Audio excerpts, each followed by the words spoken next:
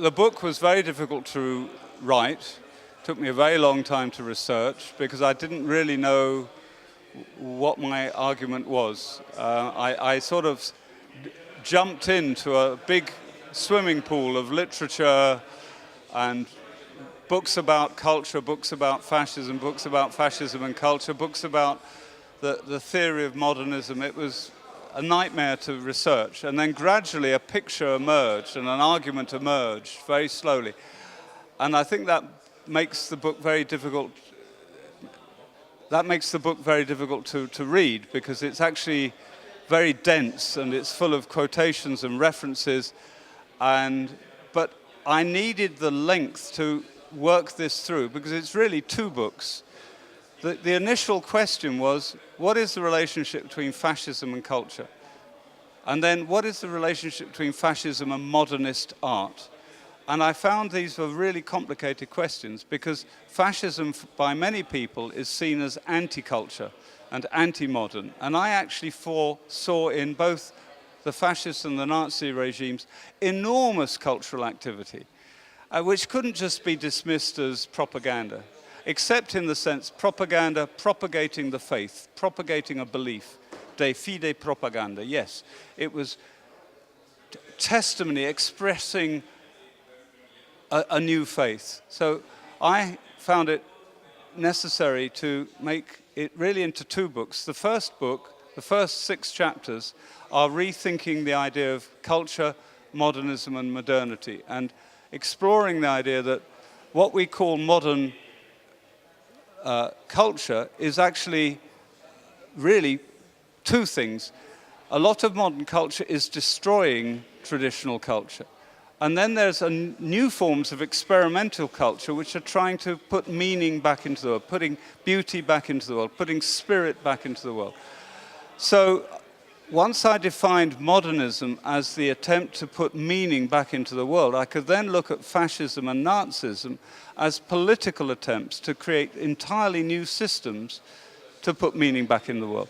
And part of what they did in that, both in Italy and in Germany, was to create a new cinema, new art, new painting, new sculpture, because the expression of this new society was in its culture. So they were against the liberal idea of culture, but they had their own fascist idea of culture, just like the Bolsheviks had their own idea of culture. So the Bolsheviks had ballet for the masses. They had the Bolshoi for ordinary people. That is a cultural statement. And the fascists created heroic new buildings and festivals and pageantry and mass organization. So I came to see fascism and Nazism as attempts to create modernist states. The entire fascist regime, the entire Nazi regime, was full of the spirit of modernist experiment and recreation. Of course, it looked back for some of its inspiration, Roman Empire and Aryan man, but they nevertheless wanted to create a new future based on this past. And I found that eventually I was writing a book I believed in. And then when you've published it, you just have to hope that somebody else says, oh yeah. So, and some people have liked it and most people have ignored it. So it's not a great book. But I think it's still, I hope it carries on being printed so that just a small number of people see something new in it. I think this book was conceived before the rise of populism in Holland. It was already in France. We didn't have lots of populist movements in Eastern Europe. We didn't have the regime in Hungary. Populism was not being talked about. We certainly didn't have British populism or American populism. We didn't have Trumpism.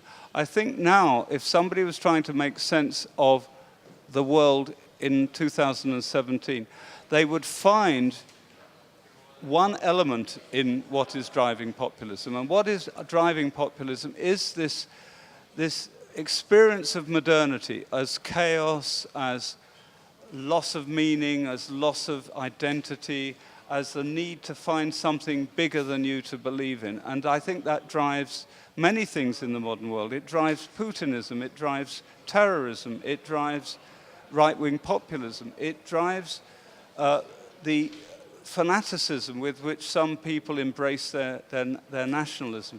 And if you've read my book, it then seems quite natural that there are many hundreds of thousands, even millions of people in Europe who are not happy with consuming iPhones and sending Instagrams and just watching talent shows, that there's a sense of emptiness.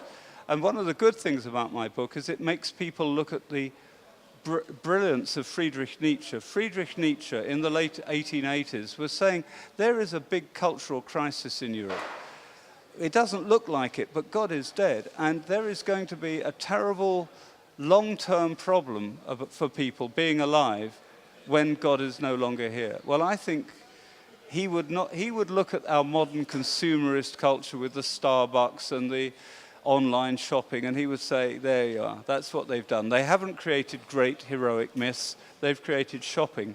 And shopping is the activity of the last man. And I think if at least somebody reading my book encounters some of the great thinkers, I'm not a great thinker, I'm just a modern, I'm sort of like a pub, I'm the equivalent of a pub rock band. I just play in pubs. There are great, great rock bands. And people like Baudelaire and Dostoevsky and Nietzsche, these are the great rock heroes. And I just play little tunes in the bar. And so if my book can help people find some heroes in the past, then I will have done my job.